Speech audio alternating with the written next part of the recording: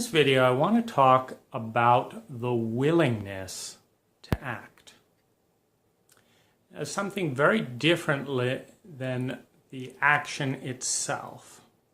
And I want to talk about the way the willingness to act can actually decrease the likelihood of action.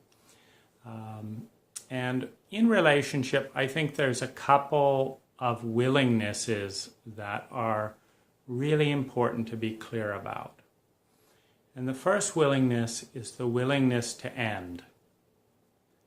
If either or both people are being hurt by the relationship, I think it's imperative that at least one person have the clear willingness and commitment to end.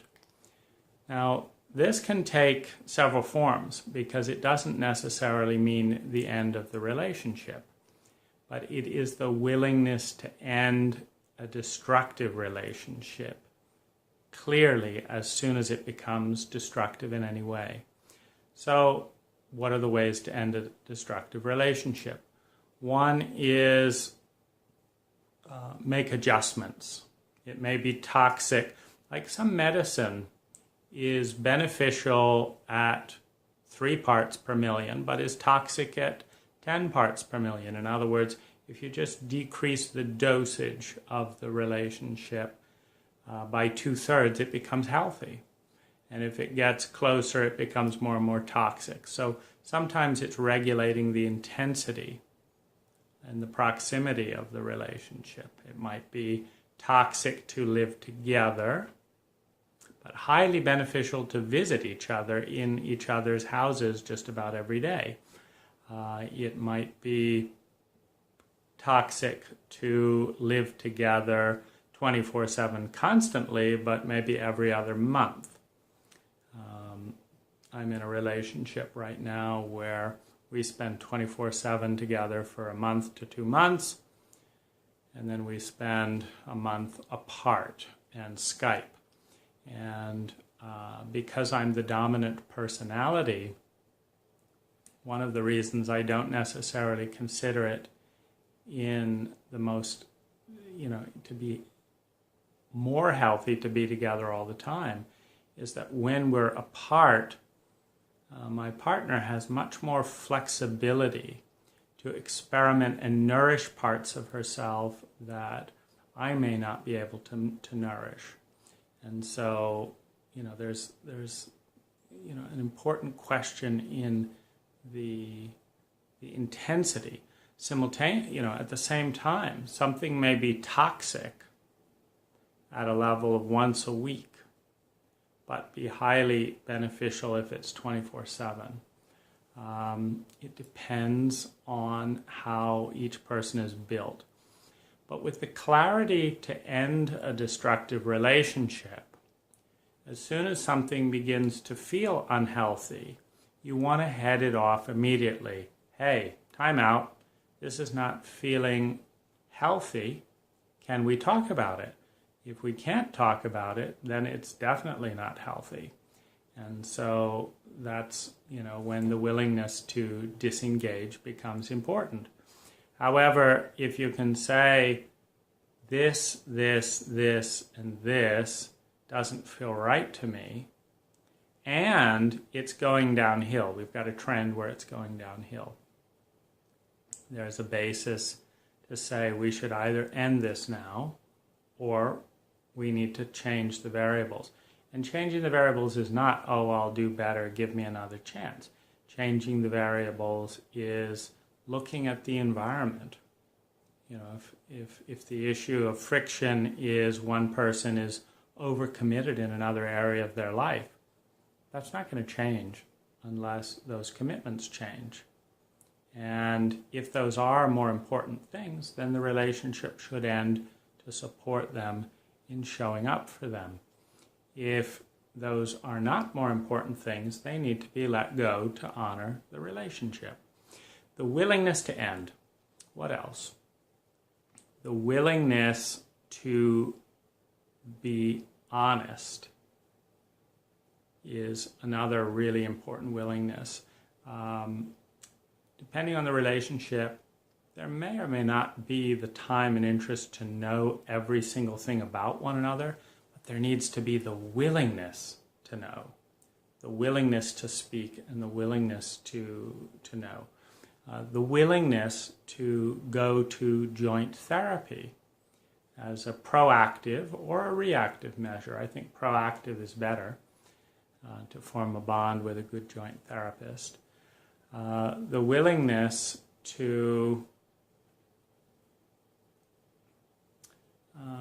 confront something that's not feeling right, I think, is one of the most important willingnesses of all, because it's often what leads to the need for an ending or something going unhealthy. The willingness to say, this doesn't feel right, and we need to talk about this now.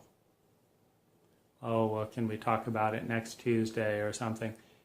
Generally, my experience is if a life is so hectic that it takes, days to a week to talk about something that's affecting one or both people now, the relationship is not being respected. And so there needs to be either the willingness to leave again or the willingness to make more time to learn. When you have the willingness to leave, when you have the willingness to spend money to improve, I'd say that's another important thing, the willingness on both sides to spend money to invest and grow the relationship as needed. In many cases, it does not need it. But if it needs a new laptop, if it needs a new phone, if it needs better coverage, if it needs a better internet plan, if it needs a vacation, if it needs joint therapy, if it needs energy healing, if it needs a workshop, the willingness to spend that money, I think, is profoundly respectful. And that willingness goes all the way back. It's the willingness to respect money enough to earn it. It's the willingness to have savings so they are available. It's the willingness to learn more skills about money if you haven't got those bases covered. Because it's easy to say, oh, I would love to do it if I had the money. Well, if you're living in America or in the Western world, making money is just about the only thing that's easy. It's not easy to find a good partner. It is not easy to form and sustain truly good friends. It is not easy to get along with your family, as a statistic. And it is not easy to go on a spiritual path and live a life that is about more than materialism. Those things are not easy in America. But making money and spending money, the whole country is built around that. And so if you want to start a business, if you want to be more successful in your current business, it's as simple as going to Audible, going to Amazon, buying some books, strategizing, Think and Grow Rich. There's a whole variety of stuff. And if you want to make money in America, the country will bend over backwards to, make that work for you. If you want to do something really beautiful from your soul, well, you're going to have a tough time in many cases. But if you just want to make a buck or make more money, per hour, and you're willing to have a system and either start a business or follow steps to get rapid promotion or get another job, and starting a business is it's not easy. I mean, it takes about 10 years if you don't have any of those skills to get really great at running a business, or at least it took me 10 years. But if you have a vision and you want to care, you're going to be around more than 10 years. then be willing to do that legwork so that you can put money to work for you to support your relationship. And I think there's a couple of other things that are important to be willing. I think it's important to be willing to ask for more, to go for peak experiences rather than just mediocrity, to learn and grow, to see each other as spiritual beings, to keep growing, basically, to keep going upwards rather than become dead. Sometimes that's the best reason to shake up or change a relationship. I think there's another important willingness that needs to be communicated, and that's the willingness to go for your well-being. The willingness to go for your well-being and not to consciously settle. So here's what I mean. One of you wants to have sex, 3 times a day. The other one wants to have sex once a week or a couple times a month. That's fine. If you've got a great friendship and you've got a real caring and love for each other, and that's going really well, but you're, polar opposites in the sexual dimension, I think the willingness to have a great partner and a great sex life, or a great mental sex life, or a great emotional sex life, deserves response. So the issue comes then, again, how are you going to solve that? Are you going to solve it by becoming more seductive and invoking more deep emotion and partnering with your partner to create the desire for more sex? Strategy number 1. Are you going to solve that with some form of present masturbation? Like, okay, we're going to be together, I'm going to cuddle you, and I'm going to masturbate, and you're going to, enjoy just being close to me. Are you going to solve that with, some kind of video sex stimulation, sharing together, and again, with masturbating and stuff? Or are you going to say, we're going to bring in a third person in the relationship, and we're going to kind of, this is our primary relationship, and anytime you want to have sex with me, great, and just kind of give me a sense of a routine or some rhythm of that. And then at other times, we'll have sex with our third partner, and you can, again, just cuddle or whatever, and male or female, it doesn't matter. Or I'm gonna, we're not bringing another person into the relationship as much as going outside and forming a lover relationship with another friend to meet the sexual need. The point is the willingness not to let it be okay for either person to not be meeting their mental, emotional, spiritual, sexual, and social needs one way or another. And it doesn't have to be perfect, but you want to aspire to where both of you feel pretty great about that situation. And the difference between love and attachment, or I should say, there's 3 kinds of love. There's attachment, there's romantic love, and there's lust. There's feeling love, but then there's being loving. So you've got lust, romantic love, feeling love, and being loving. So you've got 3 forms of love that are selfish. Meaning, I feel love for you, so you should do what I want or be close to me or whatever. I feel lust for you, so you should have sex with me. I have a romantic feeling, and so I want to express it. Being loving is the only part in that mix that's selfless. So being loving is, I want what's best for you, your growth, and your well-being, period. Now this sounds at first like a sellout, but it's not. When you are loving to yourself and you are loving to your partner, you care enough to know how well a fit you are. You care enough to know how you can change to be a better fit.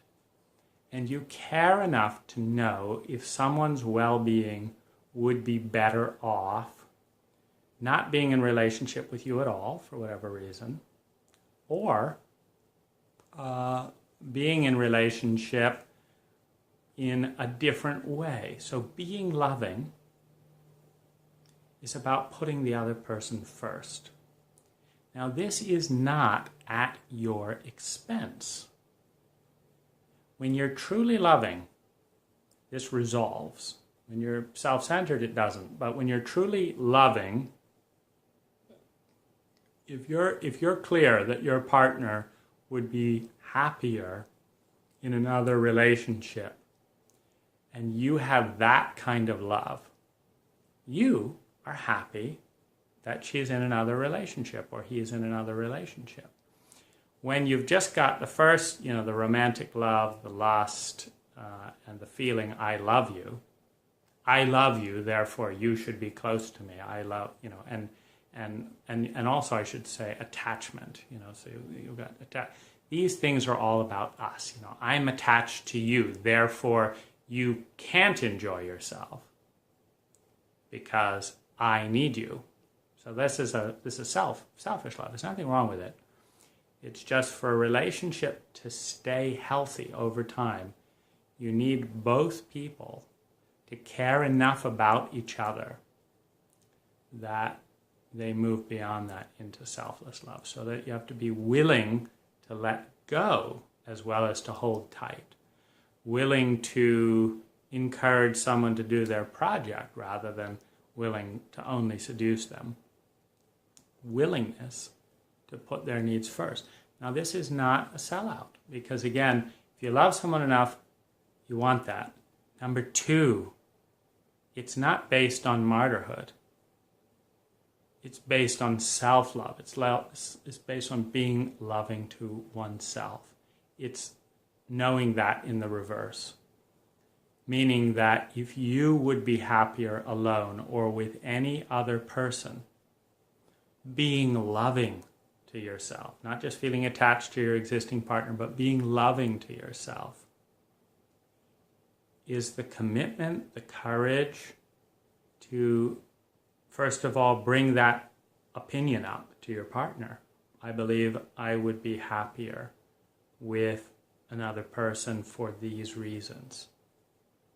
And give them the space to say, no. I didn't know you wanted a lot more sex. I'd love that. Or I did want more sex. I guess you weren't reading my cues. Okay, what are the cues? How about let's have an agreement that the cues are when you want sex, that you say, I'd like sex, and there'll be no misunderstanding. Would that work? Okay, yes, okay, done. Now we've solved the issue. But if it cannot be resolved, and you would be happier in another relationship, the loving thing to do to yourself is to communicate and verify that that can't be shifted within the relationship. And if it can, wonderful. You don't have to have all the energy of the change and all that. If it can't, to separate and be with someone else. Now here's where the litmus test comes. Because if your happiness and well-being goes up to be with another person, and and let's kind of put aside those situations where children are involved and stuff, because there are definite or it makes the responsibility more enduring. If you've created a child, that has to be that child has to be cared for as well, and often put first.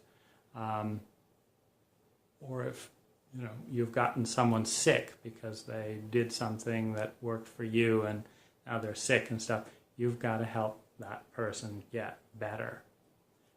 But it's not a lifetime of sacrifice and misery. It's, I'm going to put my well-being first. And I'm going to put your well-being first. And of course, what seems initially like, this win-lose tension resolves itself if you're with a partner who is mature enough to be loving to you, to put your well-being first.